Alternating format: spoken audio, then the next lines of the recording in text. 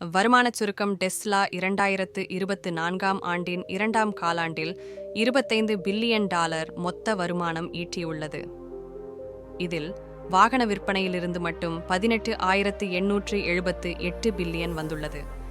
GAB அடிப்படையில் 52 send ABS மற்றும் 52 send நெடுநிலை ஏபிஎஸ்ஐ பதிவு செய்தது.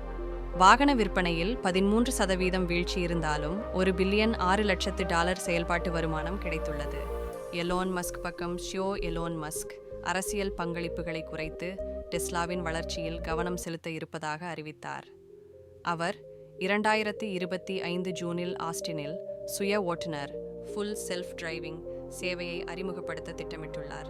மேலும் ஆப்டிமஸ் என்ற மனித வடிவ ரோபோட் வரிசையை 2026இல் அறிமுகப்படுத்தும் திட்டத்தையும் கூறினார்.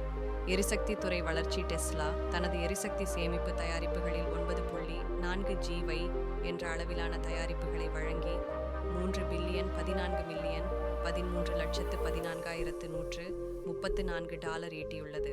குறிப்பாக மெகா பேக் தொழில்நுட்பம் மூலம் உலகளாவிய எரிசக்தி சேமிப்பு திறனை விரிவுபடுத்தி வருகிறது. எதிர்கால சவால்கள் மற்றும் திட்டங்கள் சீன சந்தை, அரசியல் சிக்கல்கள் மற்றும் வாகன விற்பனை குறைவு போன்ற காரணிகளால் டெஸ்லா சவால்களை எதிர்கொள்கிறது. இந்த சவால்களுக்கு தீர்வாக புதிய வாகன மாதிரிகளை விரைவில் அறிமுகப்படுத்தி எதிர்கால வளர்ச்சியை உறுதிப்படுத்த திட்டமிட்டுள்ளது.